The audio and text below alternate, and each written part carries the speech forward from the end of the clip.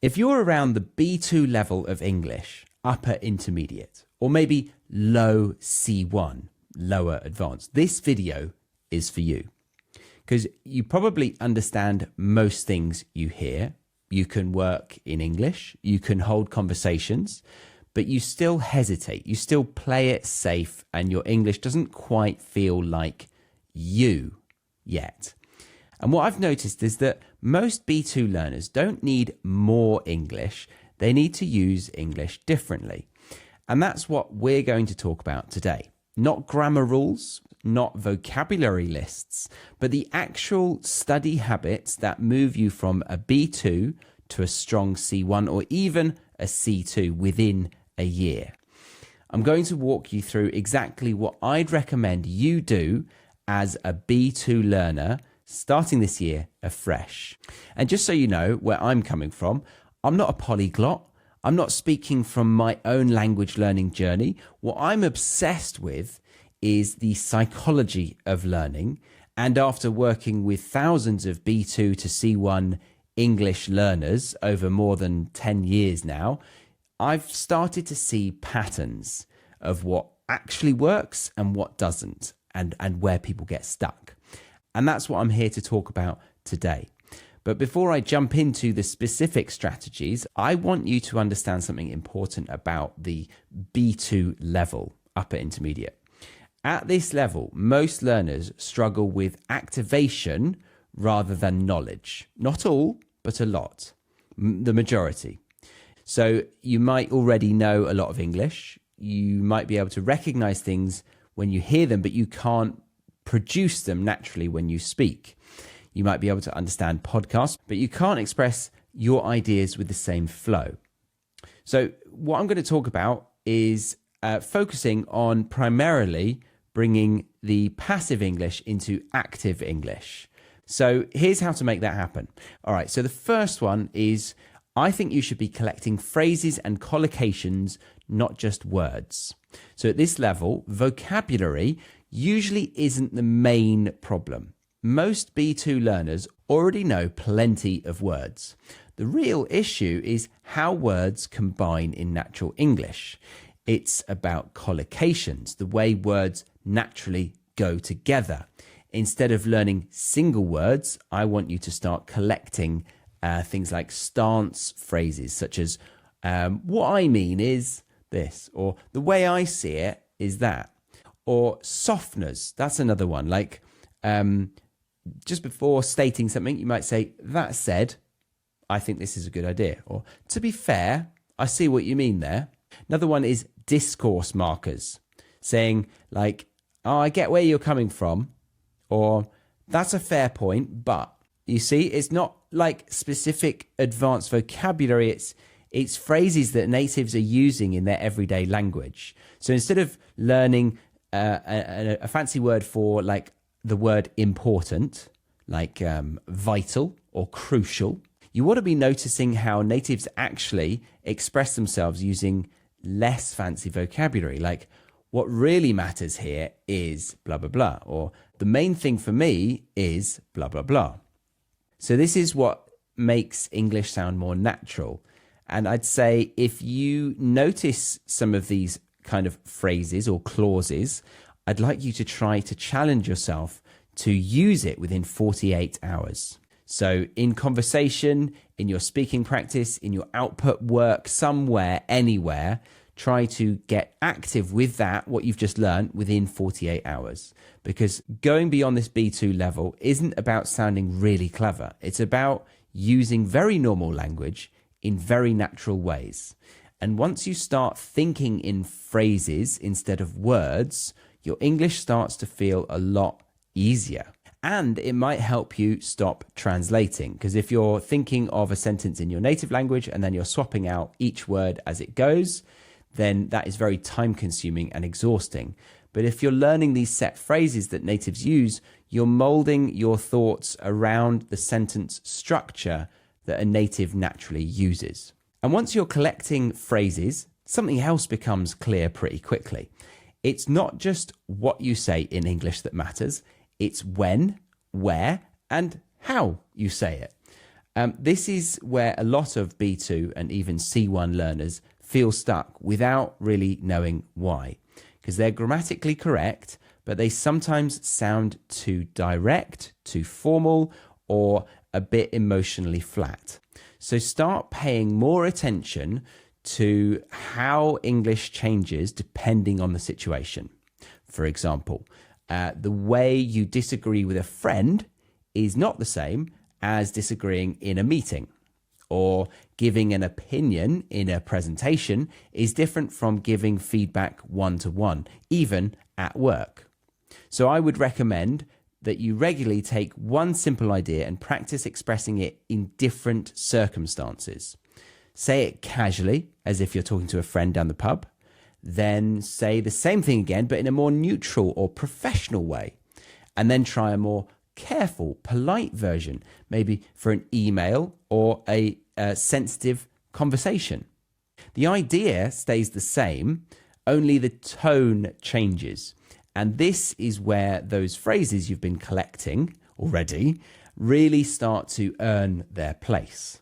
And they help you soften things, or what we call hedge your opinions. An example of hedging might be saying like, it is too expensive versus I think it might be slightly out of budget. That's hedging.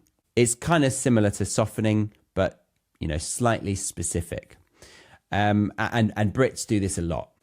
So this kind of practice does two things. First, it stops you sounding robotic or overly direct. And second, it gives you confidence because you're no longer guessing whether what you're saying is appropriate for the situation. And I think that's a really powerful one to try and overcome. Now, once you're more comfortable adjusting your tone for different situations, there's something else worth focusing on. And I'm going to be honest with you here. You probably should, see, I'm hedging what I'm stating. You should probably stop worrying about your accent. Not because pronunciation doesn't matter. It really does matter. But at this level, chasing a perfect British or American accent is often a massive, massive distraction.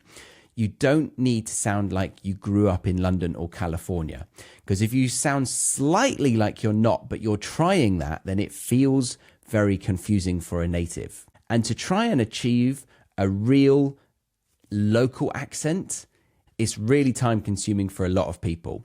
So unless you love it, then I wouldn't focus your attention on that at this stage. What you should work on instead is rhythm, because most of the time when somebody sounds noticeably non-native, it's not their accent, it's the melody of their voice, the sentence and syllable stress, the pausing, then the speeding up, and then the ups and downs at the start or end of a statement or question. So here's what I'd recommend. Take short clips from things you're already listening to, maybe 20 seconds at a time, and copy the rhythm of the native speech. Not the accent, not the voice, just the flow of it. And listen to one sentence, pause it, and then try to say it with the same stress and timing. Even if your accent stays exactly the same, it's about the stress and the timing. And yes, it feels slightly ridiculous for the first few times. You'll sound a bit like you're doing an impression of someone, maybe, and probably not a very good one, right? First time, we're not very good at things like that. But if you focus on it, it really will pay off, because once your rhythm improves, something interesting happens. People stop focusing on how you sound and they start focusing on what you're actually saying. Clear, natural English that doesn't make people work harder to understand you. Even if you still sound like your native tongue, it's a much better use of your energy at this stage of your language learning journey. All right, so you're collecting phrases, you're adjusting your tone, you're working on rhythm. Now here's where it all comes together. At the B2 level, the biggest block for most learners isn't understanding, it's hesitation. You know what you want to say, but you're not sure if it sounds natural. So you either simplify it or you just don't say it. And this is where AI and structured output work can really, really help you, but only if you use them the right way. And here's what I mean by structured output or forcing output. So instead of just listening to content passively or having casual conversations where you play it safe, tie your speaking directly to language you've just noticed. After listening to something like a podcast or an interview or a video, do one short speaking task based on the phrases in context that you just heard, not the individual vocabulary. Try to go for bigger phrases, like I said earlier, and try to bring them into your practice. So use maybe 3 phrases you noticed, record yourself for about 2 minutes, giving your opinion on the topic, but you've got to try and use at least 3 of those specific phrases you just heard. Or better yet, take a sentence structure you noticed and use it to explain something else entirely different. Then mimic their tone. If they were being diplomatic about a controversial topic, try expressing your own view on something else using that same diplomatic tone. Then, and this is the key, use AI to get your feedback. So record or type your output. You know, you can do, you could type it, or you could dictate it to text, or you could even go on the voice call mode with some AIs like ChatGPT. And then I want you to ask specific questions like, which parts of this sound unnatural? Or how would a native speaker express this idea? Or even, are there any patterns in my mistakes? So you're not looking for random corrections that you don't often make. You're looking for patterns that will help you make that shift quicker.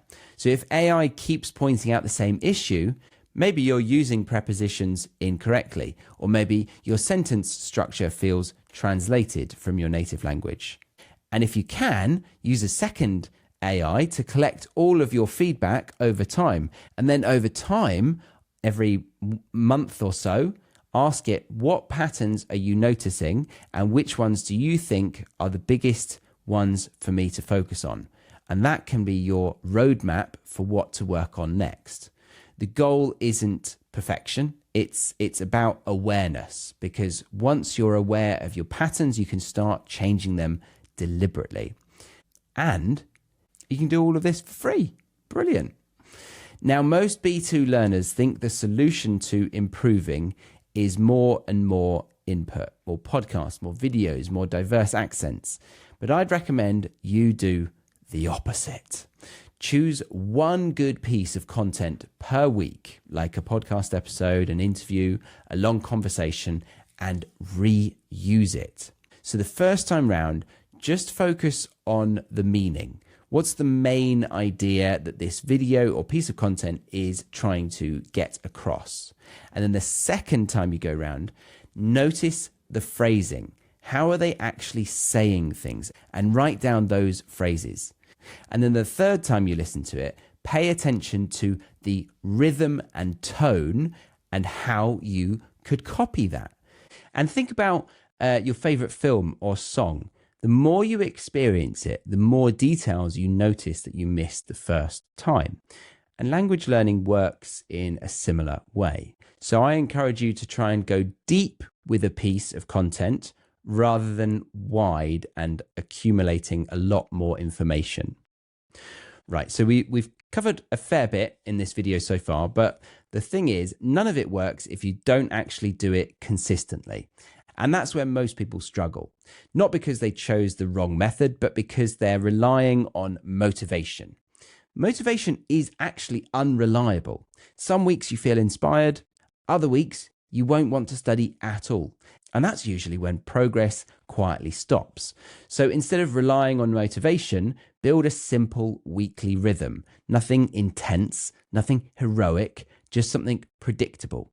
Every week, you should know that there's one piece of content to listen to and reuse, and there's one short speaking task you're doing using the phrases and structures you noticed, and then you have one moment to reflect or review the patterns and errors maybe that you were making. That's it. No decision making, no overthinking, no fancy study plans that either don't get opened on Excel, or you actually gather dust physically if you've printed it out.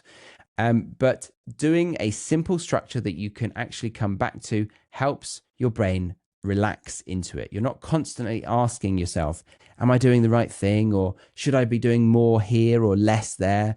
You just show up and repeat the process. Frequency is the aim here. Progress from B2 to C1 isn't an obvious dramatic change overnight. It's a quiet consistency that compounds over time. So if you miss a week, that's okay. But if you miss 3 months because you were waiting to feel motivated again, that's not so good. So choose rhythm over intensity every single time, because motivation comes and goes and systems don't.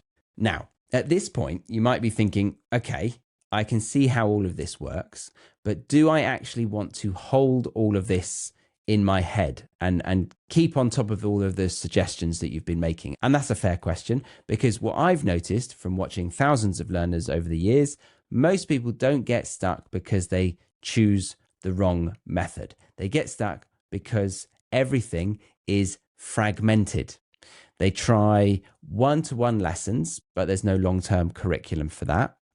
They buy a self-study course, feel motivated for 2 weeks, and then quietly stop opening it. Or they join a big community, but it's a bit noisy, unfocused, and nobody really knows what they're working on. Or they rely entirely on AI, which is very powerful, but without structure, it becomes a bit like going to the gym and just randomly picking machines. All of those things can help, but on their own, they rarely help people move forward beyond that B2 level. What works much better is combining them properly. AI to explore ideas and practice output, self-study to go deep with specific content and notice patterns, and then a focused community so you're not learning in isolation, and then regular structure so you're not constantly deciding what to do next. All of them working together week after week in a predictable rhythm. And that's the reason I've created my academy, to weave all of those elements together in one place. Some people really enjoy building their own language learning system when they're learning languages. And if you're that kind of person, that's brilliant. And everything that I've covered in this video gives you exactly what you need to make real progress this year.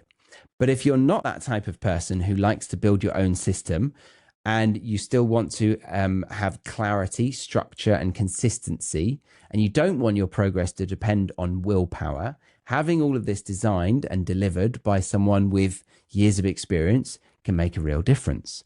And so that's why I'm offering you a special offer right now. So if you wanted to learn more, scan the QR code, click the link, or go to thebritishenglishpodcast.com/academy. But let's bring all of this together. So if you're a B2 learner, this year, getting to a strong C1 isn't about learning more English. It's about using English differently. So I'd like you to think in phrases and collocations, not individual words. Adjust your English for different situations. Focus on rhythm, not accent. And force your output with structured speaking tasks and AI feedback. And then reuse content instead of constantly consuming new material. And then build a simple weekly rhythm that doesn't rely on motivation, that houses all of what I've just suggested. So combine all of those tools properly, or find a system like mine that does it for you. And I'll say one final thing, especially because it's the start of a new year. Right now, you're probably feeling quite motivated, and that's normal. January does that. But the mistake a lot of learners make is using that motivation to pile on too much. They buy everything and start everything at once. And by February, the energy has quietly disappeared. So the best use of New Year energy isn't intensity, it's direction. So use this moment, of added motivation to get clear on a simple weekly learning ritual, something you can actually, enjoy and come back to again and again, then that motivation doesn't have to carry you, because the habits and system that you've built does. And whether you build that system yourself or step into one that already exists, what matters is that you're setting yourself up for progress that lasts longer than just January. And that, I think, is how you want to go from B2 to C1 this year. So thank you very much for getting to the end of this one. Leave a comment with the idea that stood out most for you, or one that you feel has really helped you that I haven't mentioned yet. But yeah, my name's Charlie. I'm the host of the British English Podcast, and I'll see you in the next one. But until then, have a very happy new year.